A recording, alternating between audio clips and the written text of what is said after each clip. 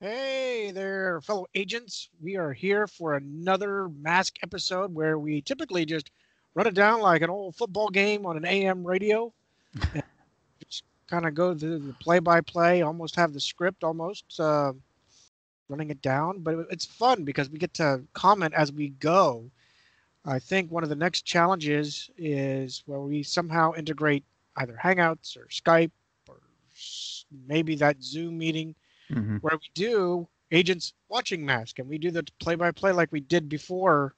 What about 2 episodes? I think is all we did. Three, actually, we got Sorry. in. Yeah, so we did all those in the course of visit when I was up for RetroCon, Yeah, and that was really fun. Yeah, I am anxious to do that again. So we'll have to test one of these platform. places out, platforms, Zoom, or there's another one too that a friend just told me about that actually records each person separately and then puts it all back together for your file that you download. So I'm anxious to kind of try that, see if that works and clears up some of the Skype, Yeah, moments that we're always complaining about. But yeah, that's something we definitely want to try and uh, try to bring that back. And that was basically fun too, just because we were going back and watching the first episodes that we hadn't watched in forever since we started this right. whole journey. And I'm So sure our vote, our discussion was even more detailed, or could have been worse. For all we know, I think we were more sarcastic with it yeah, that time off the around. cuff. Yeah, Yeah, trying to remember stuff and you remember this or that, and then yeah, you can kind of be a little bit more offbeat than exactly. actual. And that's in the vein of Mystery Science Theater and all that, those type shows that will comment on movies and such. They're offbeat, so try to make the fun of it. So how you been? We haven't been too long since recordings here. We tried last week, but just scheduling, man. We're just trying to get things in order in house, and I know you got a bunch of stuff going on, and with your house and the kids and all that health concerns, and Yeah, we just had kind a of getting through there. But circus of stuff going on at the house. Most notably, my son just had some issues with him, minor, thankfully, but wanted to check him out anyway. And then we had the house has been just uh, an interesting endeavor. They're fun, they keep moving, pressing forward. I take pictures almost every time they're here to uh, part to critique, just in case there's an issue later on, but also just kind of that whole, start to finish. We started with the backyard and the sunroom. Next day, it was demolished. And then we have this huge swimming pool, like the Stooges might say. Uh, and then it just kind of built up, and we're getting there. I don't can't tell you a percentage because I don't know when this will get done. I'm trying to be optimistic, but the realist inside of me is saying it might be a fall gift. I don't know, but well, if if RetroCon happens and it's about that time, then I can help you, set up your board and all that stuff that's magically behind you can be legit, you know. that is true. I am so eager to do this. I don't have it here with me. I had a PowerPoint about 2 months ago trying to fit in a 10 by 10 shed, and I did precise measurements, so it's actually not 10 by 10. It's 114 inches wide by 117 deep. So I got a little bit more inches for the depth, and I'm trying to fit the board and the desk. What you see behind me, I'm trying to mimic Hmm. um, as best and as semi comfortable as possible. And I broke up the graph paper here this weekend, and I'm trying to There he fine tune goes. Yeah. everything. Yep, I'm getting there.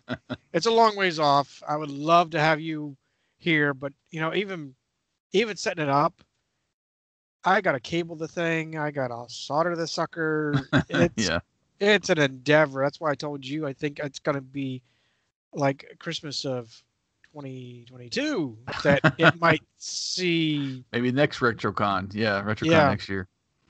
But I do want to do a beta test. I think I teased that. I don't think on MASKast, but on our Rediscover the '80s memory jogger, I teased it. I'm hoping to do a beta test in that the alpha test I will test and make sure sparks don't fly. But then the beta test will be kind of a maybe a tabletop operation, just see the thing working, the cart machines twirling, and maybe I can. All the magic comes together. Yep, just to see it work, and I want to do. I might wait till I get the studio done, but I want to do a YouTube how to what we did type of setup. I'm thinking about 45 minutes, so there's a 15-minute, like you and I are setting it up, setting the scene up. The actual 30 minutes is just a 30-minute clock. So top the actually, 5 seconds to the hour, we're running the WCPA. Yes, I'm going to use my liners because I have them, but it's not to steal them, but it's more of showing exactly what we did with the liners, how we had to time it, and how we had to fit, the first 2 minutes of a news break or something, and then it's filling gap for 3 minutes. Obviously, we won't have talk shows with us. I'm going to do music versus what we more dealt with, which was news talk. But the idea is, I'll throw the promos that I have in there for the spots and go right down to the bottom of the hour. If we feel frisky, we'll keep going. But the idea is to keep it at a That would be fun. 45-minute clock and then call it. That would literally be a dream come true again. That's why I want to hold off. I don't want to do the actual. Well, I do need to do a beta test in any form, but I want to wait till the studio's all done. You come up for a RetroCon and we just have a memory jogger. Mm-hmm. We discovered the '80s. It's just gotta go, and my plan is to tie it to something, some kind of internet. I'm toying with Live 365 because of rights and the legalities. I'm also looking at a Part 15 transmitter so I can legally transmit, but I'm under the FCC radar enough that as long as I'm transmitting 200 feet, which is maybe 8 houses, I'm still legal. And, I'm still transmitting, get the vibe of I'm broadcasting. Broadcasting from your house. Yeah. That'll be fun, man. Looking forward to it. I'm looking forward to actually coming to RetroCon this year. I hope it happens.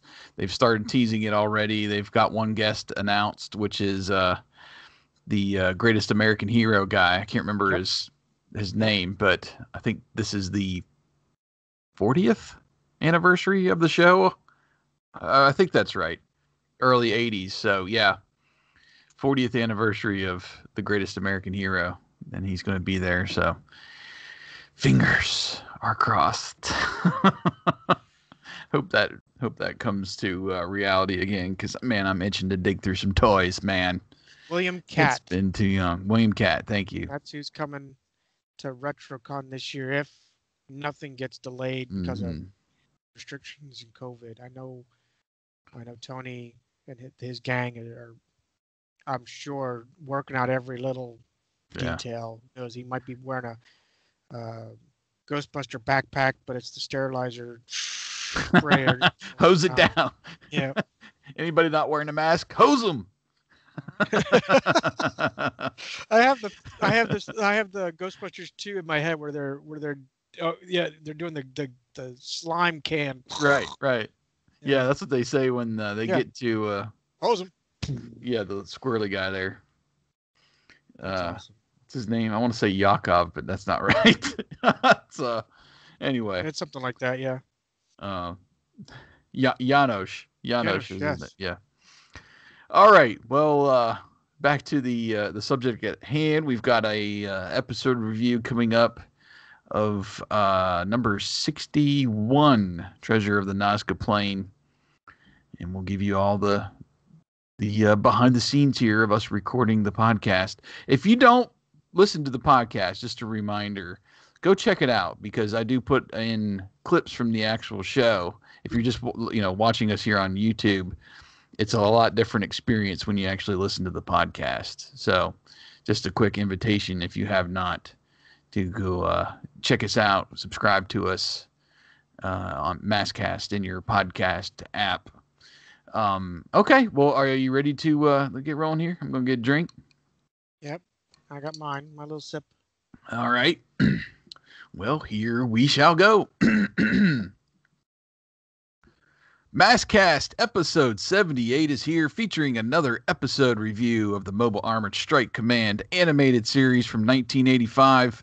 Coming up, we will take a look at episode 61, Treasure of the Nazca Plain, which will include our play-by-play commentary mixed in with audio clips from the actual episode. When we reach the dramatic halfway point and the finale of the episode, we will pause to give our impressions and our review using our 1 to 5 scale Maskometer. Then we will turn it over to you, the listener. And we've got several comments in this episode for you. We'll announce the results of the poll and read back your reviews as posted at agentsofmask.com. If you wanted to contribute beforehand, like we always say, in the right-hand column, there's a picture and a little MASKast assignment. Just click on that picture. It'll take you right to the post if you don't see it right there at the top of the website. And you can watch the episode, see all the stats, and leave your Maskometer rating and leave your review, and we'll read it back as we record. Treasure of the Nazca Plain was originally broadcast on December 23rd, 1985 in the United States. Features M.A.S.K attempting to foil an evil plot by V.E.N.O.M to steal a prehistoric South American treasure. In quotes. I'm Jason, one of your hosts of MASKast, and with me, as always, my longtime friend and fellow co-host, the Captain Slaughter to my Katrina Stoneheart, Wyatt. How you doing with those fleas over there? Do you have fleas? I feel a little itchy right now that you said it. Captain Slaughter, how you doing? I'm good, but I know it's not Sergeant Slaughter, so I'm still vague on what you're meaning. These are characters from the television series The Pound Puppies. Oh, wow. I guess I'm not up on my names, but I remember watching that, like bits and pieces of it. Katrina Stoneheart, she was the main villain. And then they brought in Captain Slaughter every once in a while as another bad guy. But the Pound Puppies, created back in 1984 by Mike Bowling. The first puppies were sold in Canada.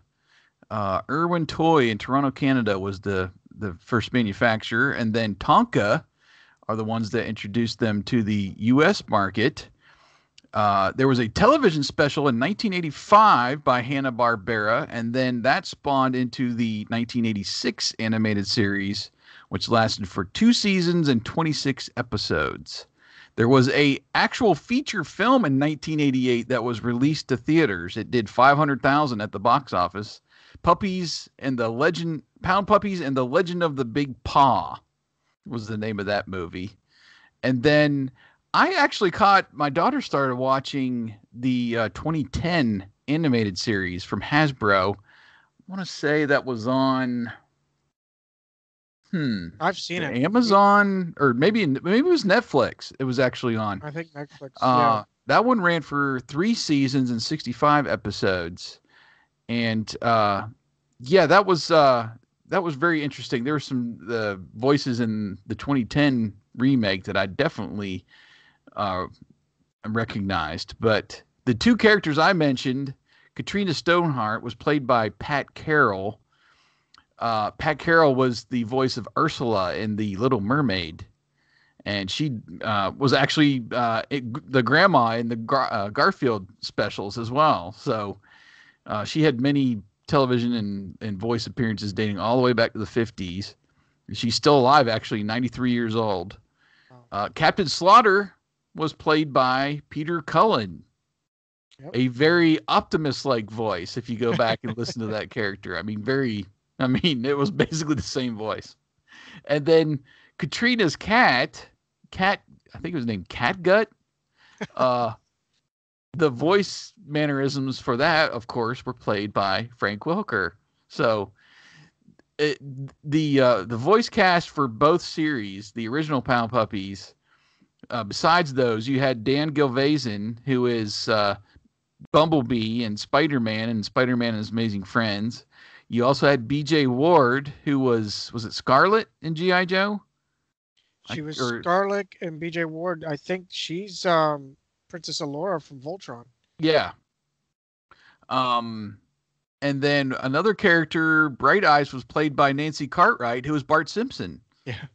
So there's a lot of very talented people in that first Pound Puppies animated series. And then the 2010 actually had Betty White. Trying to think who else was in that. Let's see here as I'm scrolling through. Jim Parsons, who is Sheldon, on Big Bang Theory. He had a character on there. Dabney Coleman, George Takei, you might know as Sulu from Star Trek. So yeah, there's some big voices in that one too. E.G. Daily was in there as a recurring character, and I actually kind of enjoyed the show. I mean, you think Pound Puppies, I don't know, they were kind of made for both boys and girls back in the day, but I didn't watch much of the original series, and then when she started watching that, got into the dogs and everything, she sucked me in. I started watching. It was actually pretty good. So there's your history of Pound Puppies. How about that? There you go. Yeah, I know we wrote a short run of the 2010 Pound Puppies. Someone found it by happenstance, and I walked in like literally from the car or something. I saw it. Like, wow, Pound Puppies, they remade it. And of course, that generated, Dad, they made Pound Puppies back when you were watching when you were a kid. And I said, yeah, this is a remake. This is new. And then that's about where I think I've seen them at Target in their little retro section. They've actually brought them back, similar to the style that they had back in the day with the little carrier and the puppy inside. House, yeah. So that's neat that they, everything old is new again. It seems That's it. There's a lot of stuff, and I know you probably more so with Rediscover the 80s and the Retro Network can come up with it, but it's still, I love that they put the nod there that this was here, and they'll try to reboot it. They'll try to do something to give us something 30 plus years later. I keep waiting to see an unexpected M.A.S.K character, sitting in one of the stores, but I think we're a long time waiting on that. Yeah, we'll see. But then again, they could still surprise us. But I think they got to work on this movie, whatever they're doing with the movie, if they are doing the movie. Yeah. All right. Well, speaking of M.A.S.K, let's go ahead and get our M.A.S.K on. And I had just one thing in Get Your M.A.S.K on this week, and I wanted to shout out Scott Crawford over at the M.A.S.K Comics blog, who is Scott from Scotland, as he says in one of his videos. But he's now doing a fun video series on his M.A.S.K Comics YouTube channel. And I don't know if you've had a chance to watch any of them, Wyatt, but he's adding in some fun special effects in the videos as he's going through the UK comics. So he's going through the UK comics kind of page by page, but what he's doing is like one of the earlier episodes, he was in Rhino. He was driving Rhino. You could see him right out the driver's door there. Nice. Of course, he was on the right side, since he's across the pond where the steering wheel would be. But he's commenting on the book, and he's kind of in Rhino, and then he drives on to the next page, and then later he's in Condor. He's kind of hovering. He's got the nice little helicopter effect, and he's hovering all over the screen. And I was like, this is the coolest thing. Who doesn't want to be inside Condor and Rhino? And then he did another video on that Mask Force website, and he was using his Alex's wrist communicator or whatever that thing was, on his wrist. He made one, and little holograms would pop up, and then he'd kind of throw it over here like Tony Stark and Iron Man, and tell you a little bit about all the pages and stuff. And he went through. He gave us a shout. So very fun stuff. The fun. My favorite video that he's done so far is a little PSA about wearing your mask. Of course, we're in COVID. Nice. He did a little PSA with Anna, our Anna that always Yeah. comments on there, and basically just telling people to wear their mask. And of course, Scott is wearing. He puts the mask that comes down is the logo mask from Mask, Nice. and of course Anna gets whip because she's such a Vanessa fan. Yes, So she is. go over to YouTube and check those videos out. I think he's done 3 or 4 of the comics reviews.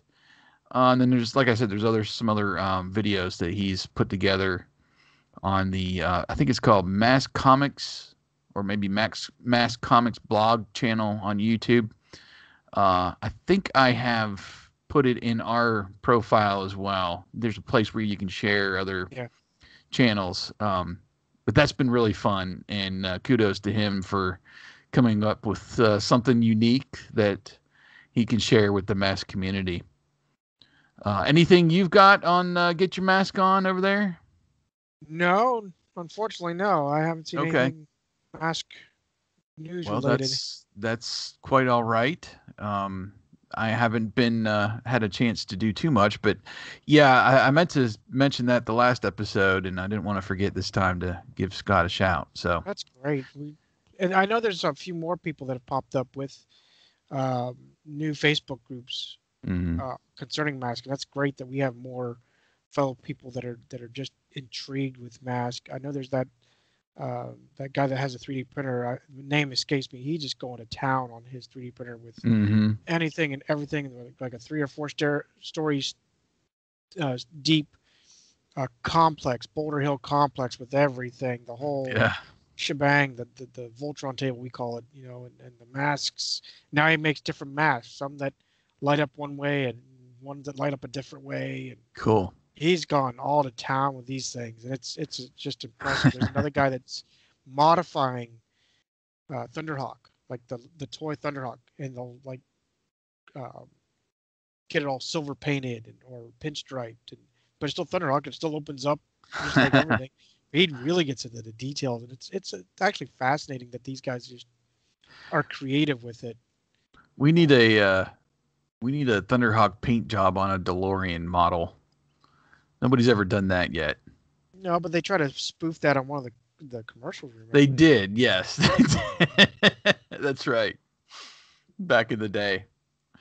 But yeah, there's a lot of creative people out there, and I love seeing stuff like that pop up too on Facebook and wherever, being creative. But all right, well, we have put it off long enough. Let's go ahead and get moving. Let's head down to South America. All right, let's start the MASKast. We fade up to a picturesque sunset with the ending music bed, which is odd, playing now, as Thunderhawk passes by. Then we immediately cut to the interior as Matt, Alex, T-Bob, and Scott, with his camcorder in his hand, are looking out the driver's side. Then Alex turns to the right and comments that he never tires of the sunsets. Scott states that it'll be great for his movie. Shortly afterward, Matt notices something and asks Alex's opinion. We now see the image as Alex states that it is the candelabra that's carved into the mountainside thousands of years ago. Yeah, exactly. Nobody knows why. No one knows why. It's like crop circles. Mm-hmm. He adds that no one knows who made it or why. Scott is impressed and asks if Matt will get a shot of them on top of it.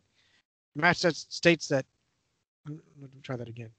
Matt states that they have work to do with the Tracker Foundation, then have a plane to catch. Well, aren't they in a plane already? Surmising That's that what right I there. said. Yep, that's what I said. Yep. Scott begs to take the photo, and of course, uh, Matt obliges. He banks around and grants the request. On the ground, we see Scott attempting to frame. Well, I'm not doing it even right. That's why I'm not a director. He's trying to frame the sunset with his fingers. he asked Matt if he get a high angle in Thunderhawk, then come down and swoop into the duo. T-Bob offers that he swoops up with Matt and zooms off without him. A little chuckle is heard. Then we see a great transformation of Thunderhawk as it takes flight. As Matt and Alex ascend, Matt ponders if he'll be invited to the premiere.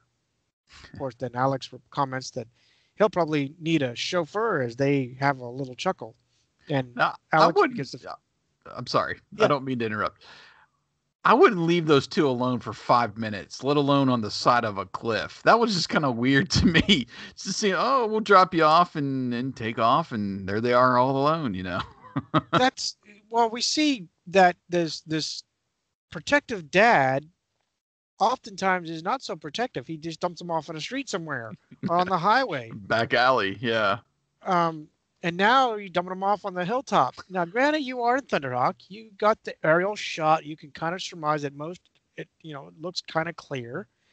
But again, you're just dumping them off, and then you just fly off into the sky, a couple miles at least away, and it doesn't have afterburners for all I know, and you're still kind of away from the kid. Yeah. Just saying. But it is a cartoon, so we're reading Different times too. Yeah. Yep. Different times. That's true. So on the ground, Scott tells T-Bob to start waving while T-Bob replies, "Not yet, since the sunlight is accentuating his dents and dings." Well, now there's another human trait. He calls for makeup to come down, then a few drops of something hit the duo. Scott licks the droplet, I don't know why you would do that, and says, "It's sour." Then the rainfall begins with T-Bob quipping that this wasn't in his contract. As they run off, Matt exclaims, "What's going on?" as it appears the rain is only over the symbol. So then they swoop down, and then that kind of ends the act, we'll call it. Yeah, I wrote there. So we're doing movie jokes this episode. Oh, yeah. There's always a joke. There's always a theme. I actually laughed at the swooping in and zooming off without Scott. I thought that was funny. Yep. All right, so now we're a little bit later. Scott and T-Bob are in Thunderhawk, back with Matt and Alex, and Matt asks Alex to analyze, I guess the symbol, I think, and the it was the rain. It was the rain. Yeah. But what's funny is he asks Alex, but the computer's spitting it out. Yeah, right. Yeah. Alex, can you push this button for me? Anyway. The computer comes back saying it's a mixture of lemon juice, sea salt, some type of Peruvian beer, and chirimoya, I think they say. Alex is astounded now, and Matt wonders why, because of the rain contents. Alex says no, the candelabra, because he now sees these two glowing lights, and the computer now analyzes the lights as pointing to the Nazca Plain about 200 miles southwest of where they are now, but there's no landmarks there. So they do an infrared scan and detects no heat source on the glowing lights. So Alex wonders what is making them glow. And now, after that little mystery, we fade back to the city, or I guess they're a hotel at nighttime now, later that day. Scott asked Matt if they are going to the Nazca Plains. Matt says he talked to his friend Dr. Carruthers, and he's expecting them there tomorrow. So Scott kind of rolls back in his bed and says the mysterious figures of the Nazca Plain, it's all perfect for his epic. Matt turns off the light, which was really cool animation. I did like when they dimmed the light. That was really good. Scott pulls the covers.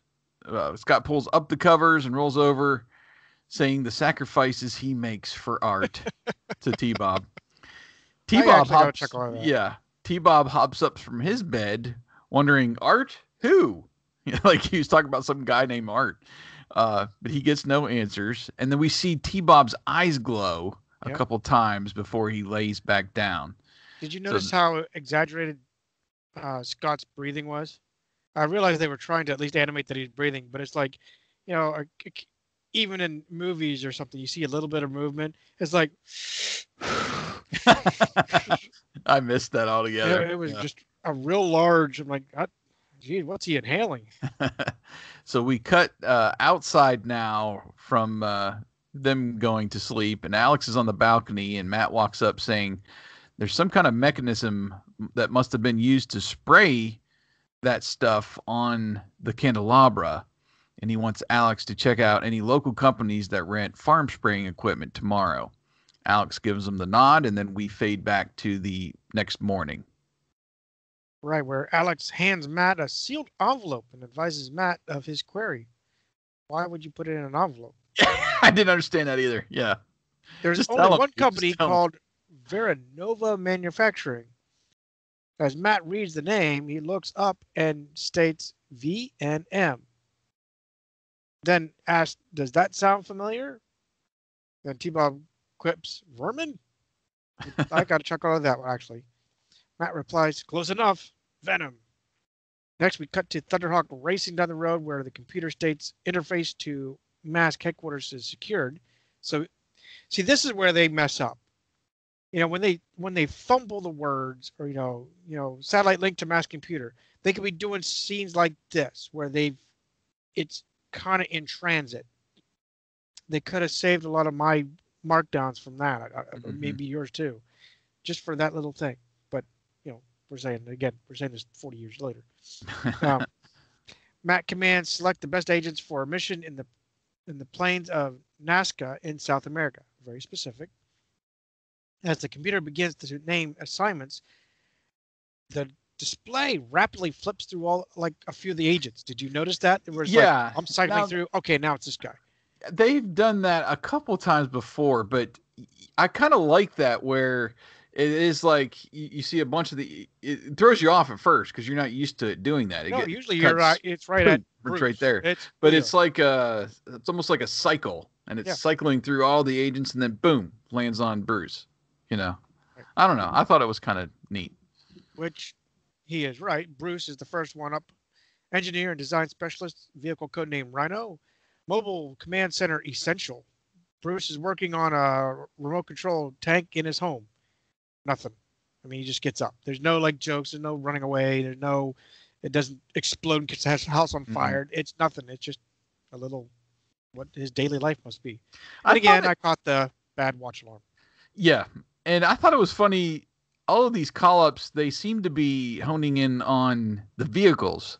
So it's almost like the computer selecting the vehicles more than the agents here. So could be. Then we got Julio Lopez, physician, vehicle code name Firefly, dual capabilities as dune buggy and aircraft vital, and he's just out golfing. Ta-da. Then we get Brad Turner, expert motorcyclist and helicopter pilot. Vehicle code name is Condor, air mobility critical. And he's just sitting at home. Looks like he's working on his next song as he's strumming his acoustic. And then we get this approved and assemble. There's no it wasn't the, heck, I forget how he really says it. It's like, agents approved. Yeah, approved.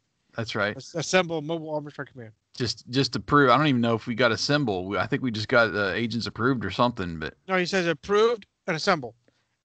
Flat, done, cut, dry. It's like, okay, computer, you're done. I don't need to spell it out anymore. It's just weird. Like I said, it's just not common. And maybe this is their 2-second shortcut they do somewhere because they add, and I'll get to it, but they add a lot more animation. Like they're trying to accentuate. I'm not saying that in a wrong way, but they're trying to accentuate. They've figured out better animation. So they're going to let that draw out a little bit more because they figured out how to transform Thunderhawk a little bit more spicy, or they're walking a little bit longer. Just something that they've added just to. Anyway, so now we cut to the now we cut to the villa. Yes. So we fade to their destination. Matt and Alex and Scott and T-Bob and Professor Carruthers are at the table. And Carruthers is glad that they could make it, while Matt wishes it was under better circumstances. Carruthers tells about the Nazca Plain, saying there's a legend about a priceless treasure hidden in the Cave of Winter. Scott leans to T-Bob, they're both sipping lemonade at this point, asking if he heard about the real treasure. And T-Bob just gives him sarcastic, like, whoopee, Crothers continues that he's never been able to learn what the priceless object is or where the cave may be. Matt asks him about the odd ceremony connected with the legend, and Crothers grabs a book and shows him images and continues to involves drastic amounts of a dreadful liquid and spouts off several ingredients and basically naming what the Thunderhawk computer already gave us. And Matt hands back the book, and Crothers says the ceremony is ancient and predates the Nazca. Some scholars think it goes all the way back to 10,000 years to the Ice Age. T-Bob pipes up, 10,000 years is almost as long as it takes Scott to clean up his room. I laughed at that. Yep. Scott scowls at him as T-Bob covers his mouth, and Matt tells Alex, let's see if there's any venom on the Nazca Plains. So what I liked about it, he was kind of quiet about it. Like he was just saying, hey, might need to grab the team and go, Yeah. Real quiet about it. Yeah, it was more kind of reserved. Yep. So we get Thunderhawk converting and taking off. Scott is filming it, tells T-Bob he's got the perfect place for a Cave of Winter scene. And they run to a nearby cave, and Scott tells T-Bob to go in so he can film them. T-Bob tells him no, he wants his stunt double to do that. Scott tells him he is the stunt double and get moving or he'll never work on one of his pictures again. T-Bob takes off the, I guess it was the camcorder, like, battery holster. Back in the day, you had those huge batteries and it was connected to that bag. So he's the one holding that while Scott was holding the camera. So he takes that off. He enters the cave saying there's no treasure in here but bats, rats, and bugs. He turns around to ask Scott if he's got the shot yet, and his eyes are glowing again, which scares Scott. So T-Bob runs erratically out of the cave and knocks over Scott. Scott asks him what he was screaming at, and T-Bob says Scott was screaming and he was T-Bob says Scott was screaming and he was saving his life. I don't remember the context. Anyway, Scott tells him his eyes were glowing, and T-Bob tells him, don't be ridiculous. Yeah, running for his life. That's right. Anyway, so we cut back to Thunderhawk flying over the symbols now. Right, where we just kind of got this brief pass or like a little hotel scene real quick. And then we cut to an interior shot. Then we see a canyon coming up. Turning back to Matt and Alex, Matt advises that he's going to drop into the canyon to stay under Venom's radar. As we see the canyon wall fly by Alex, he comments that it's hardly the best place for a cricket field. Well, you wouldn't be doing it on a cliff, I'm just saying. Although, when I was stationed out, there is a golf course hewn out along the Snake River, and it, yell 4, it's going a ways. I'm just saying. You will lose that golf ball. Anyway, so shortly afterward, we see Vampire and Manta flying over the bird image. Floyd asks if they are done, while Vanessa firmly says, "Hold your horses, runt." We have one more pass from this sector as we now see the spray coming from both Vampire and Manta.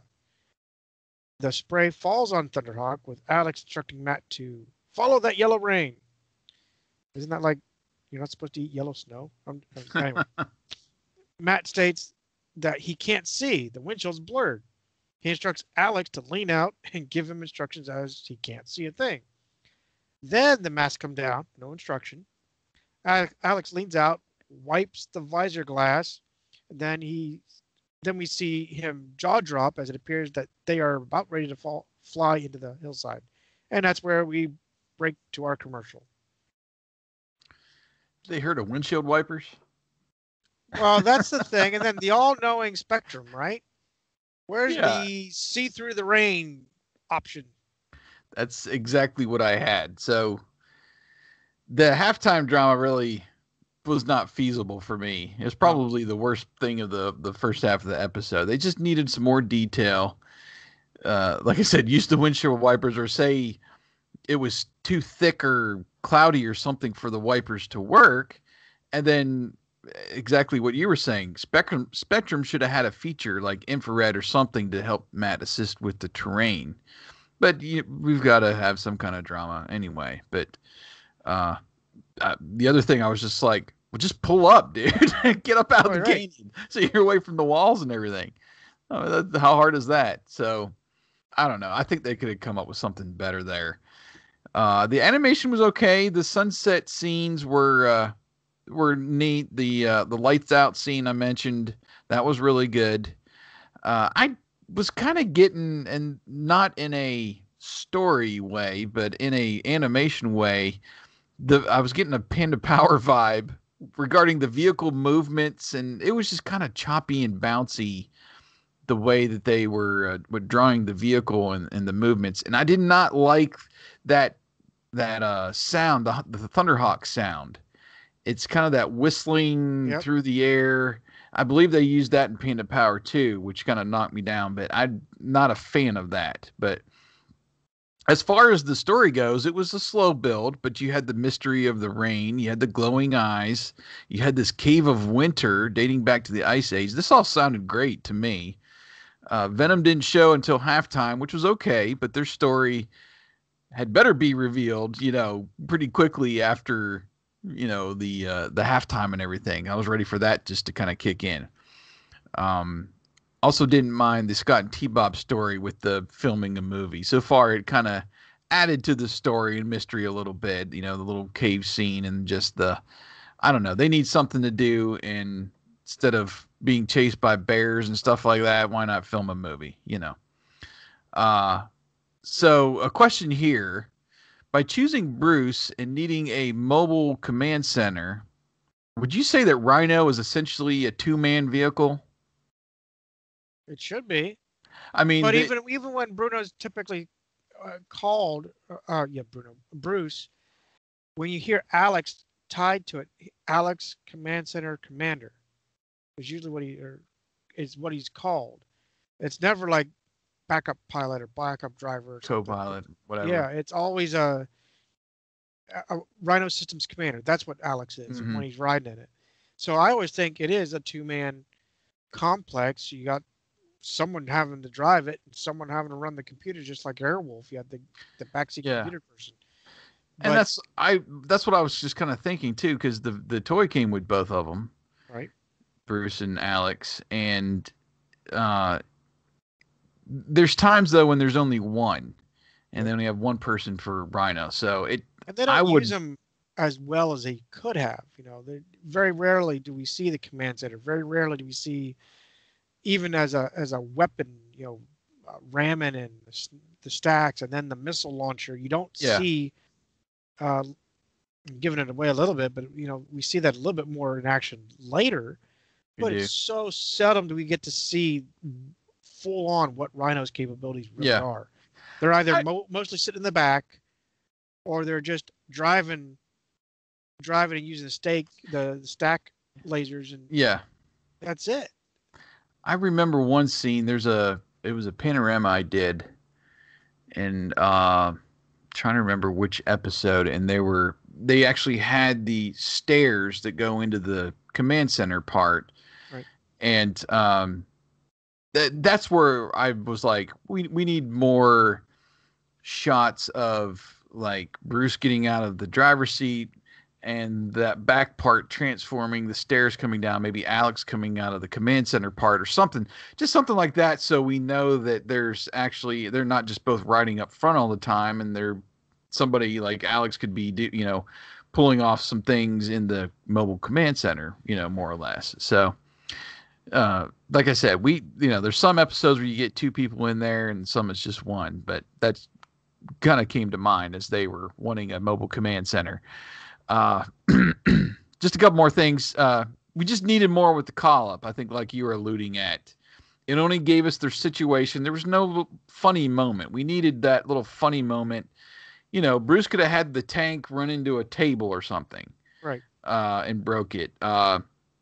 Julio could have jumped in his golf cart and left his golf buddies behind, or hit a hole in one and ran off and not seen it or something, you Right. know. Right. And then Brad could have broken a guitar string, you know, whatever. Just Something. that's always what we get. And just having them kind of mundane doing something, they get the call and there's no little moment after that, you know, like Yep. oh, I got to get out of here. You know, that was just weird not having that in there. And then just one tick there. There was no pre-selection of Alex. Usually, when the Yeah. agent's on the scene, Right. we get a pre-selection by the computer, and they didn't do that.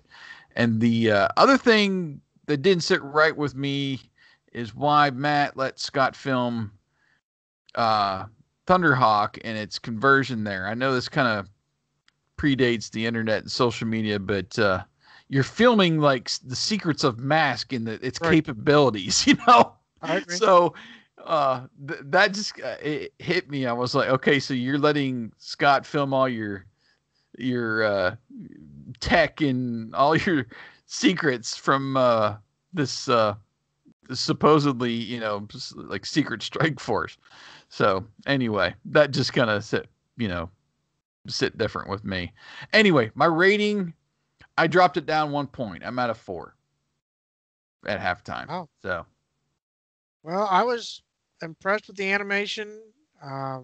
We get some kind of hand gestures and more details, like I said, from the doctor. We get more head turns, other little traits we don't typically see as defined in cartoons, at least in that era, in the mid 80s.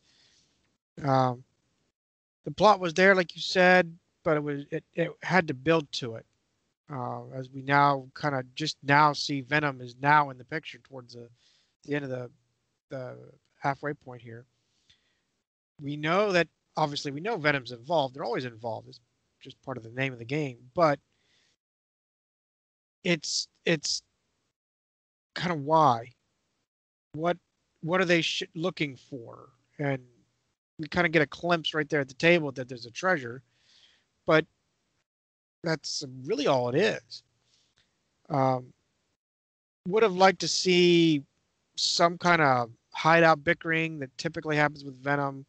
You see a little bit in the car, and then that's it. You run, and that's. I mean, there's usually, at least of late, it's been, Rax and Vanessa going to town on it, and not much. Um, the deal were okay. They weren't over punned, um, but we know they're going to be involved, obviously, because they're there. Especially since we got T-Bob's glowing eyes, there's something that's going to connect them. right. You already hit on the call up with the shortened approved, and then there's no. Again, they're consistent with inconsistency, and some kind of something that they could have done with each individual that was called up, and they missed Alex being pre-approved, which just I think the last episode they didn't pre-approve Brad or someone. Um, it was just ridiculous. The mask alarm is off again. I already addressed that, and the drama for the commercial was just too slow. I get they're doing the animation, they're trying to capture it all, the new this and that, but from the time that Alex sees it, and then jaw drops, and then pull up or move, is already like 5 seconds. They would have hit the cliff.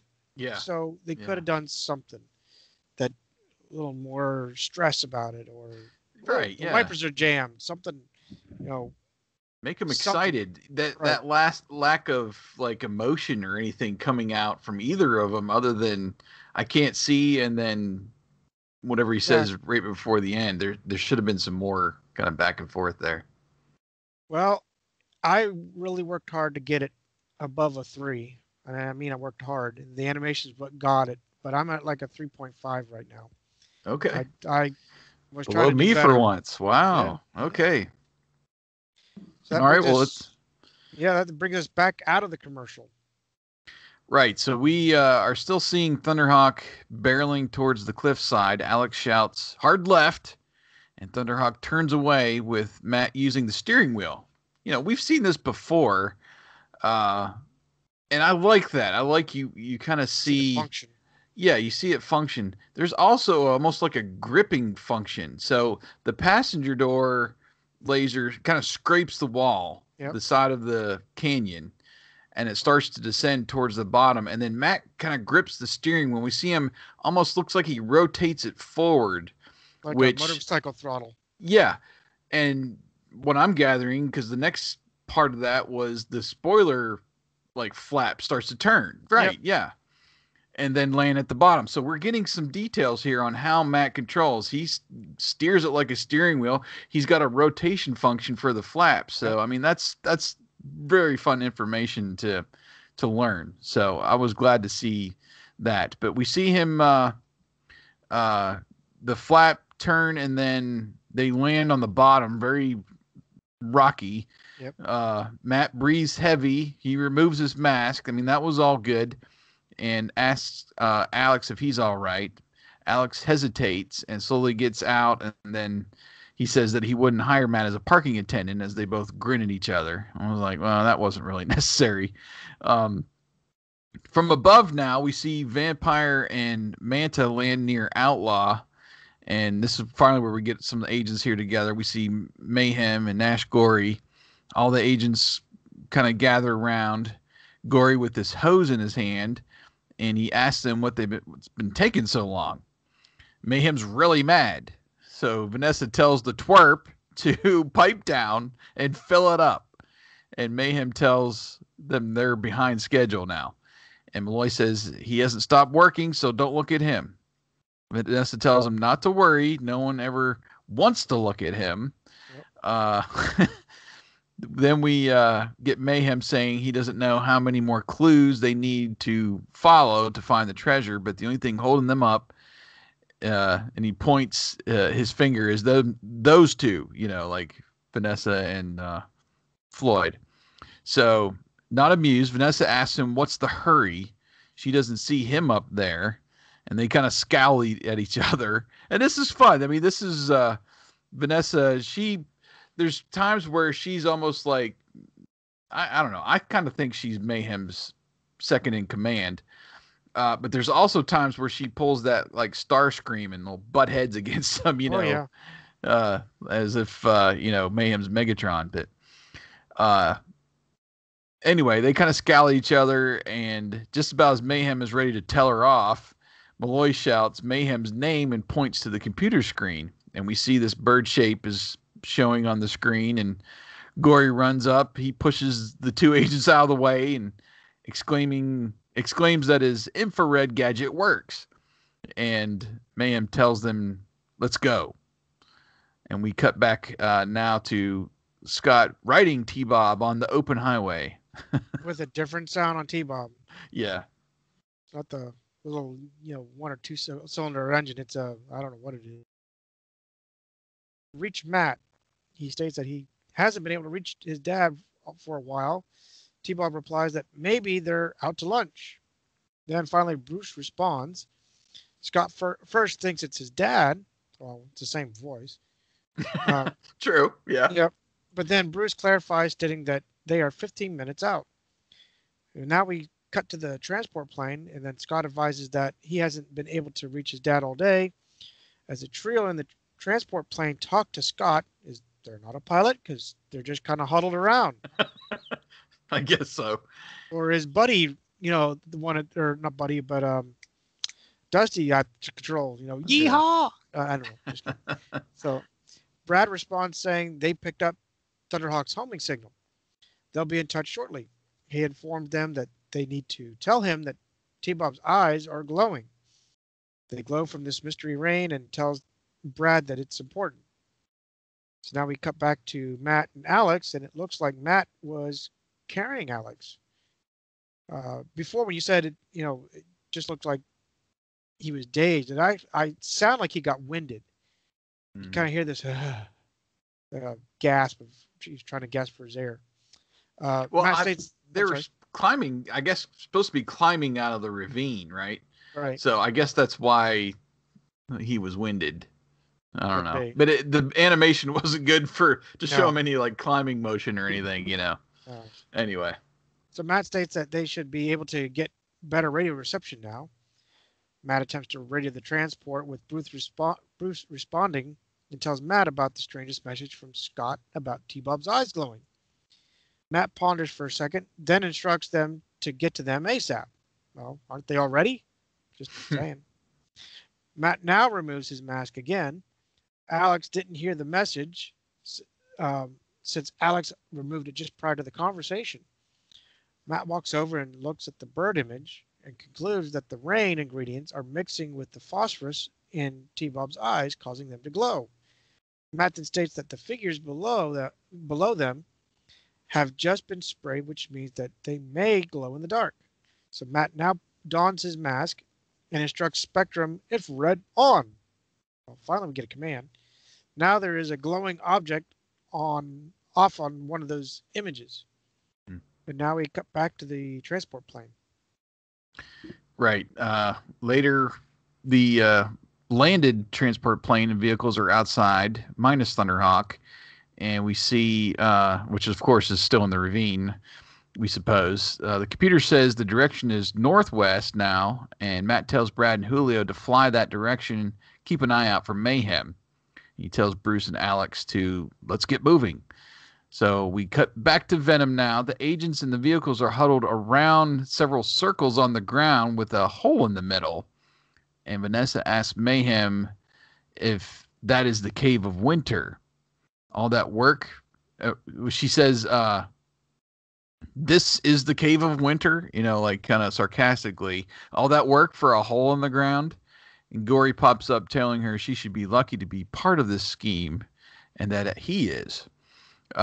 Mayhem and Vanessa just kind of stare at him for a minute as we hear a helicopter sound now, and we see Condor and Firefly now behind them with Gory shouting, "It's M.A.S.K." Yep. And then Mayhem calls them meddlers and tells Vanessa and Malloy to drive them off, and then tells Gory to get Outlaw ready for action. So now we get Julio radioing back to Matt that they have found Venom about a mile ahead near some kind of well. And Venom attacks with Manta shooting its hood missiles a couple times and Vampire shooting its laser guns. Condor returns fire with its nose laser gun, or I guess at one point it was its antimatter ray. Right. Anyway, they all go around for another pass now. And Vanessa says that she's tired of fooling around. And Manta plays a little game of chicken with Condor. And as they fly past, this was definitely a highlight of the episode. So as Manta flies past, Vanessa activates Whip and grabs one of Condor's helicopter blades and holds onto it. And she goes for a little spin, or she kind of goes around in a circle around Condor, and then it snaps off. Yep. And then we get Julio yelling for Brad from Firefly, but he's not in position to attempt a rescue. So now we see Scott and T-Bob below. They pull up with Scott seeing Condor's in trouble. And now Condor is plummeting towards the mountainside below with that one blade that you can see. Brad then converts Condor into motorcycle mode and lands his back wheel first on the side of this mountain and then brings the nose down to land safely. And I've said it pulls off one of the greatest tricks we've seen in the series so far. Yep, agreed. Luckily that, there wasn't any really movement to Condor that he was able to stabilize it enough or keep it to where he could pull off a trick like this. But I was impressed, and I thought it was very I don't know, you would think you would probably do that with the toy if you were playing with the toy, something, hey, Condor gets shot in the air and you convert it before he hits the ground and you land Condor on the side of your couch or something, just to pull off a trick like that. It just seemed like perfect for playtime. So anyway, I was I was impressed with that. So now then we see Scott saying that this is what he needs for his movie, and he starts Yeah, filming it's too late. after. I was like, it's too late. I mean, you missed it, dude. But Brad comes to a stop, says he should have gotten insurance on this one, and then the other three vehicles are seen kind of circling above now. Right, and that's when we see Switchblade with a rope tied to the skid. Miles has made his way down to the bottom and removes his python mask. He exclaims that it's sweltering in here. What a stupid place to hide a treasure. He swipes his arm across his brow to remove the sweat, but then he puts the python mask back on. I'm like, if it's that sweltering, why would you put that baking thing back on? So anyway, he walks into the adjacent tunnel. Now we cut back to the outside above. We see Outlaw and Condor going nose to nose. Then we see the tandem buggy show up and begin shooting at Outlaw. Now Nash turns Outlaw and Condor, and the tandem buggy pursue. I'm sorry, Nash turns Outlaw around, and Condor and the tandem buggy pursue. Nash anxiously states that he's getting out of there. Well, geez, don't you have like a freaking tank of a truck compared to a motorcycle and like half of a rig? Yeah. I'm like, what's up, man? Yeah, really. Fight back. So anyway, so then we cut to blasts erupting around Vampire, then to Rhino launching them from the command center tube. One successfully strikes Vampire, knocking him out of the air as Vanessa watches. As Floyd yells help, Vanessa growls, saying, "Hang on, runt." She commands whip on and grabs hold of the back wheel of Vampire, and they carries him off as Firefly seems to just kind of, okay, you're out of the area. Bye. He just kind of ushers him out of the area. Parked together, Brad comments to Matt that it's Parked together, Brad comments to Matt that it's a pretty sight, with Matt agreeing. But there's something missing, and the two turn to each other, saying, "Mayhem." And now we cut to Miles. Right. We're back at the well now. Mayhem crawls out, questioning, "That's the treasure?"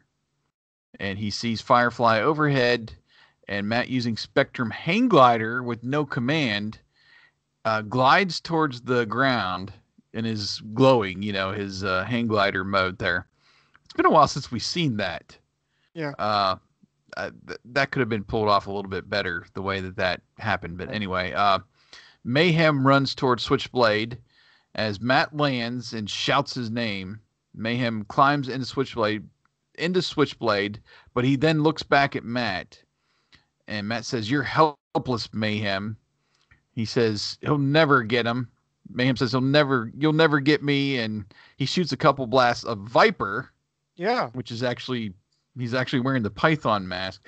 I couldn't remember what Python does. I was thinking it was more of just like a beam or something, but yeah, I think it is. He called it Viper there, so I know that was a mistake.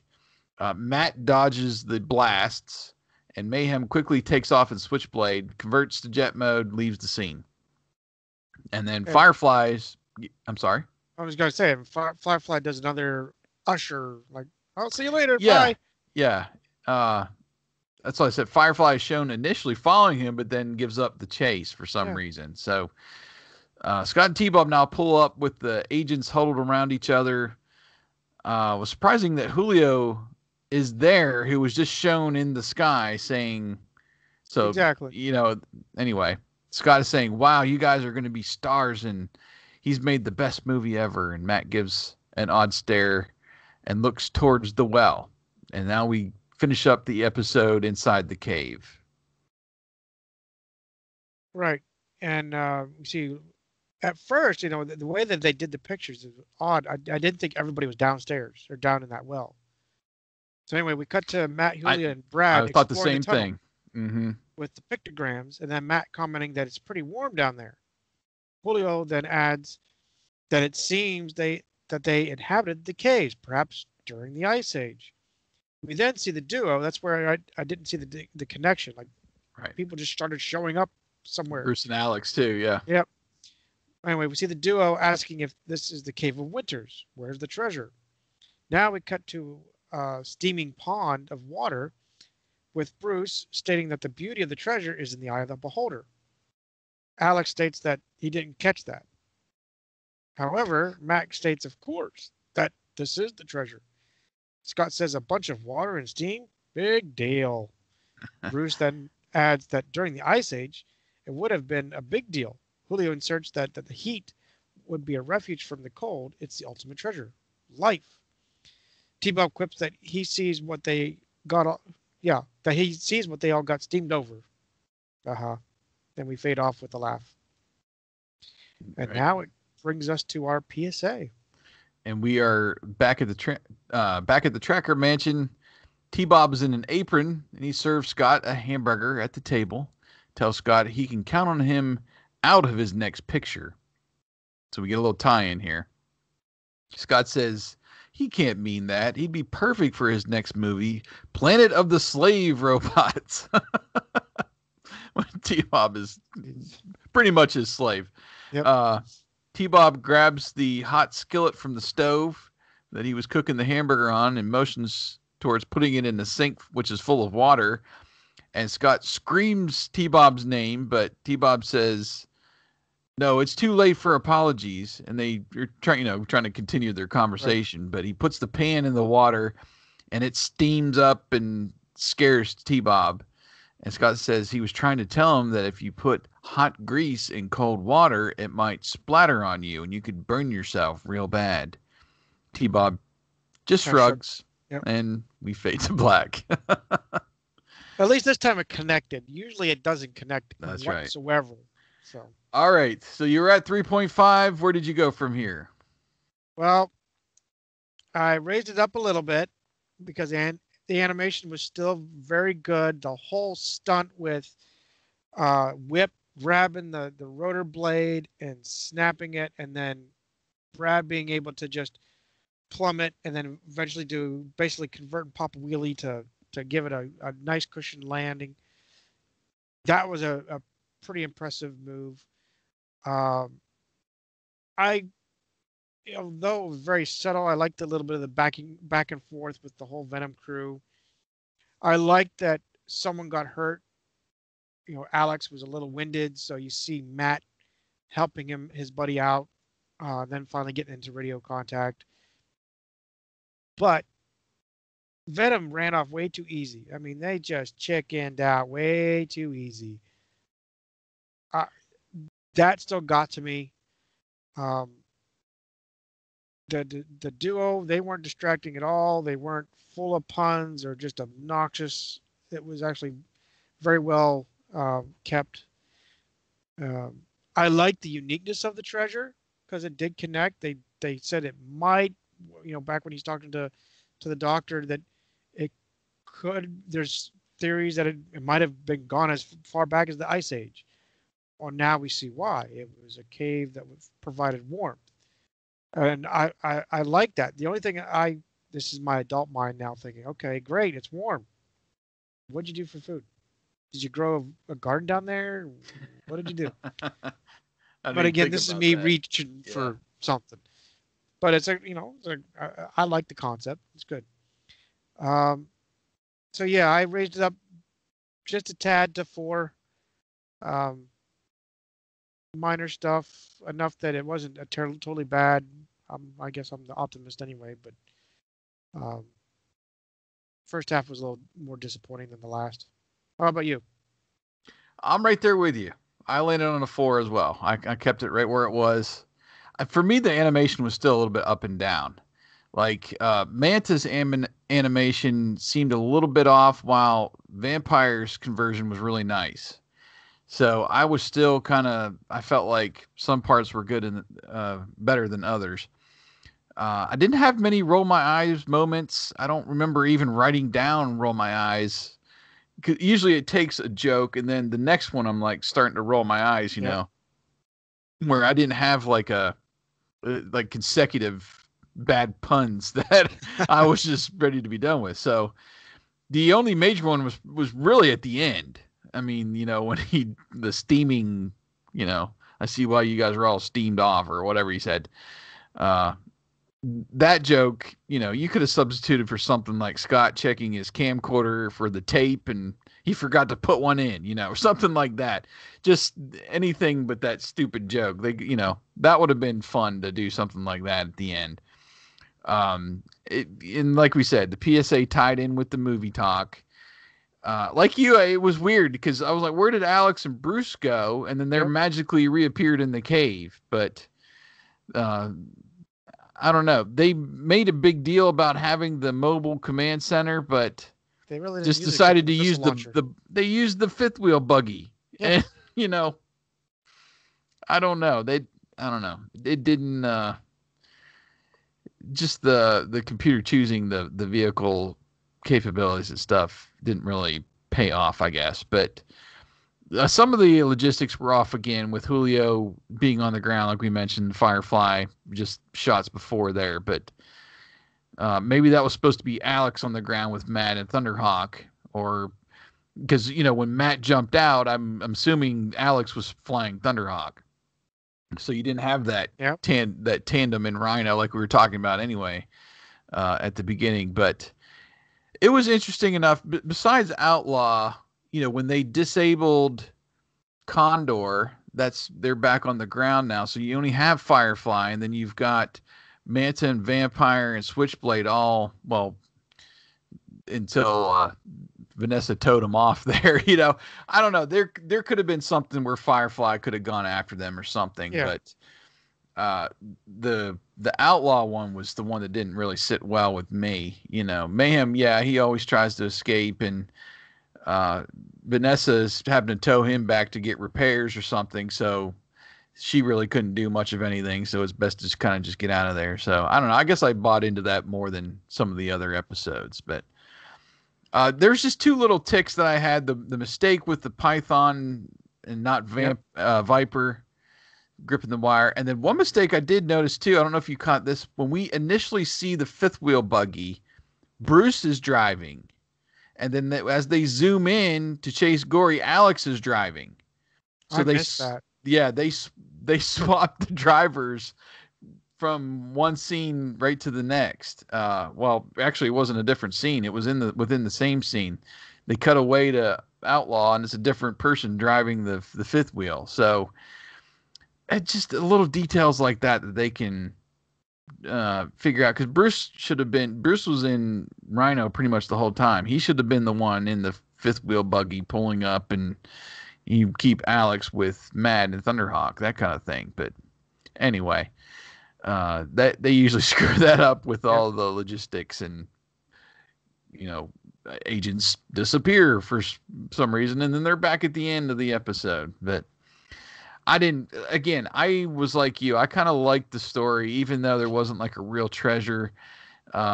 It was better than like the Confederate money and then being fed up and leaving. It was just like, okay, so there's thing that could be treasure. They figure out, okay, it's just this tunnel or room, and they're out of there, kind of a thing. So it worked with them fleeing versus some of the other times where they get something and then they're like, okay, now what do we do? So I landed on a 4. I thought it was, excuse me. Landed on a 4. I thought it was a good episode, and the Condor trick, like you said, that was memorable to me. That might be the leading candidate so far. Well, we've only reviewed one in the stretch, but it might be that might be the most memorable moment of this last 5 episodes that we're reviewing. I mean, even the trick with Vanessa's whip mask to save Floyd, I thought was good. So while they didn't have too much of a mask battle, just that little showdown a little bit with Mayhem and Matt at the end of the episode, they still were using their masks somewhat. Anyway, all right. Any script similarities there? I didn't see very vague. They did the battle scene in the desert, which is what we do. Mm-hmm.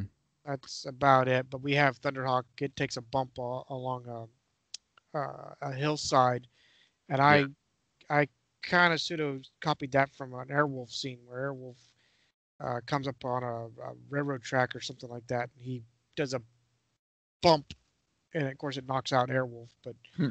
in this one, we bump Thunderhawk that is on it.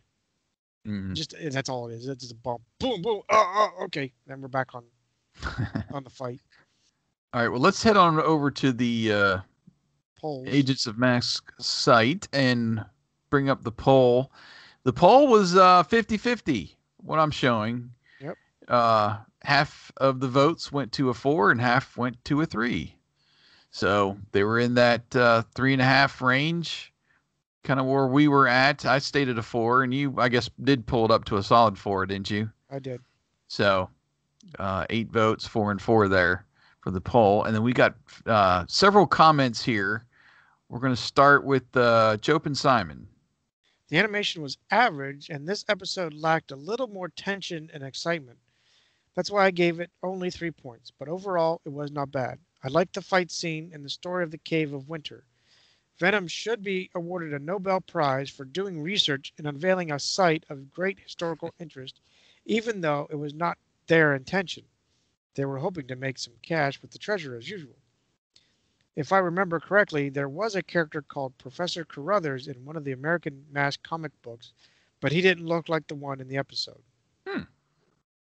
Good to Interesting. note. Yeah, I'll have to follow up on that And as then we got we. our buddy William Scott Crawford. Yes, Scott says a bit of a mixed bag in this episode. It's not really one that I remember from watching all of the cartoons, and that maybe says and that may say much about how miserable it was of an episode. It does have some great animation, such as the sunset at the start and then the overhead shot of Condor flying. The story is very basic, fair. One of the biggest issues with the episode really is the sound, the noise that Thunderhawk makes as it flies, the silence in many of the scenes, and the sheer lack of dialogue. All that distracts from much of what is good with the episode. Then that PSA, it wasn't really good. In fact, they have a cheek having a PSA when an earlier episode, Scott is a passenger in Thunderhawk with no seatbelt on. Very true. If I'm honest, the PSA that Anna and I made was far better. Talking about the wear your mask there. Yep. That was fun. Now on to Anna. This is an okay episode. Its highlight was the battle scene between Brad and Vanessa when Vanessa uses Whip to destroy Condor, and Brad still manages to land it without getting hurt. It was also good when she used Whip to save Malloy afterwards. In addition, I liked her comment to Mayhem when he was complaining about them using too much time. What's the hurry? I don't see you up there. Gory must have been extremely annoying to work with. I remember liking him better the way he was portrayed in the U.S. comics. I also don't remember him being portrayed as such a coward in the episode Creeping Desert. If you have seen the show Swamp Thing, the character Jason Woodrow, played by Kevin Durand, looks very much like Gory the way he should be portrayed in a Mask movie. I don't remember if Kevin Durand was one of the choices for Gory in the role casting you had on your page some years ago, but I think he might have been. I don't Kevin remember. It's been Durant. so long since we did our poll. I'm going to do a quick Google on Kevin Durand to see. We might have had him for a different character, maybe Bruno or something. Yeah, I remember him being in the Wolverine movie. I think what else I've seen him in, but not for Gory. I have not watched Swamp Thing enough to make an intelligent comment about that. As far as being compared to Nash, but we'll have to check that out. That's cool. Okay. And then last we have Decker, and we have Scott chiming in on Decker's comment here. What Decker says, the things I liked about this episode, the use of a real world site and mystery, Floyd, Birdman Malloy, and Outlaw. I always love both of these things. Warfield being salty to gory Malloy, and the overall Venom dynamic, and then the battle scene he liked. The things I didn't like were the call-up scene animation was off, showing agents who were not selected, other than the animations, and the sounds seemed off. Well, you're always up to par on the sound there, Wyatt, and Yeah. they usually don't keep that sound. And we mentioned about the other, showing off the other agents. I don't know. I kind of like that just as something different. But back to Decker. Also, Matt didn't say Spectrum hang glider when using it, and Mayhem said Viper while wearing Python. We caught those. The early scenes with Matt Tracker, his animation and face seemed off. Overall, the plot felt weak, although the subplot of Scott realizing he could make movies off of his life makes him the first social influencer? Question mark. If M.A.S.K was remade today with Scott, would he be an Instagram star with all his adventures, exotic locals, and M.A.S.K adventures? Overall, I felt like a middle-of-the-road episode. I didn't remember it from my childhood. And Scott replied back to him, I agree with you on the agent call-up scene. I think had the computer gone through the agents, then stopped as the name of the agent being selected was being said, it would have worked. However, saying the name as it was rotating through them, then stopping at the end, didn't make much sense. So, yeah, and that's probably why, for most of you, and including you, Wyatt, it didn't work, was they are saying the name and then stopping the rotation of the agents, whereas the person should show up, boom, Brad Turner, whatever. So that was it. That was some great comments, guys. We appreciate that. Awesome. Always great to get some more feedback and some insight to there. And I think coming up next, what we'd like to do, speaking of comics, you guys mentioned comics a couple times, is instead of going right to the next episode, we're going to try to review the second series of M.A.S.K comics that was published by DC Comics in 1987. There was 9 issues, so we're gonna split them up into 3s. So we're gonna try to tackle the first 3 issues the next time around. And we found a site online that has the comics up there. I don't know if it's really legit or not. Some of the ads and stuff on the site is kind of questionable, but we'll put the link up. It's called readcomiconline.to, and it's got all 9 of those.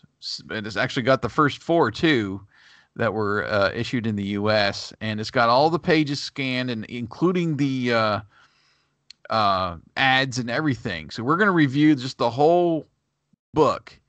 We're going to cover the story and the art and things like that. But we also want to look at the ads, try to remember some of those things from back in the day, what they were advertising. And instead of doing a rating on each comic book, we're going to try something new here, and we're going to rank them. So we got a 1 through 9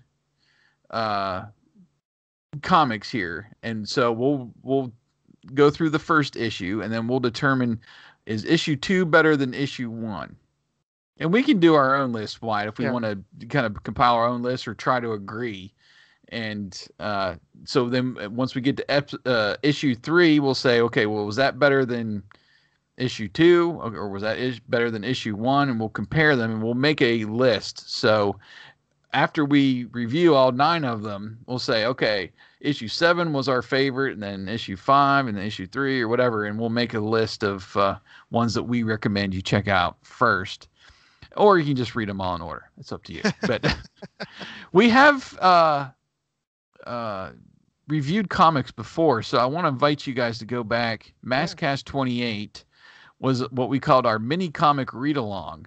So we did a fun little thing where we... And this, I think this was with Eric with BoulderHill.net. I think so. We essentially read through the comics, and we did the little page turning sound when we got to the next page, and we kind of reviewed I think it's 3 mini comics that they included with the toys. And then MASKast 36 was our review of the first series of 4 issues of comics from DC. That was with Eric as well. So check out MASKast 28 and 36, maybe a little refresher actually for us too. But the first issue that we'll be reviewing is called The Ice Age Cometh. The second issue is called Masquerade. And the third one is called The Switchblade Conspiracy. So we're going to kind of go through those. I've got a little outline, and we'll kind of get our feet on the ground here, hopefully, as we'll go page by page and review the ads and all that fun stuff too, and try to change it up a little bit here in the next MASKast. So this was fun, man. This was fun. Oh, yeah. I'm excited to get some different stories and maybe some more more insight into M.A.S.K from the comic book angle, Right. coming up. Yeah, I'm looking forward to it. So once again, thank you one and all for coming alongside with us, being a fellow agent of our fans, our favorite cartoon M.A.S.K. We invite you, like Jason said, once again to visit us at agentsofmask.com and look for us on the social media. And until the next time, thanks for watching and listening to us here on MASKast. And thank you to our YouTubers That's right. for watching us over here. And like I said, I'm going to try to put up a post. I'll probably put the 3 covers together as an image and put up so you guys can go over and review and tell us which of those first 3 that you like the best in preparation for when we review the 3 comics. But yeah, I'm excited. Those first 4 issues, if I remember right, were I don't know. M.A.S.K still has some real world elements in it with the sites that they visit and countries and everything that goes on. But I don't know. It seems like there's a little more realism or something with the comics that has a different edge than the cartoon. Maybe it's that there's not this whole side plot we got to go through with Scott and T-Bob Scott and T-Bob are usually in the comics, but there's not that whole length of time to set them up to do anything. It's usually they're there and gone, Right. and they're not really part of the overarching story. But I don't know, and I haven't actually read these comics to know if the story is going to continue from issue to issue. I was thinking that it's kind of its own thing, and then the next issue starts a new episode or new story, and they won't be connected because that first 4, remember, there was like an overarching story that went out. They went to like Egypt, and then they went to some other place, and it was a story across all 4 issues. And I think these are more just quick hits, So, but we'll find out. That's it. On the next time. So, thank you guys for watching. And Yes. I think we're out unless you got anything else there, brother. Oh, thank you guys again. All right. Well, let's get on out of here. Thanks for watching, and we'll catch you next time.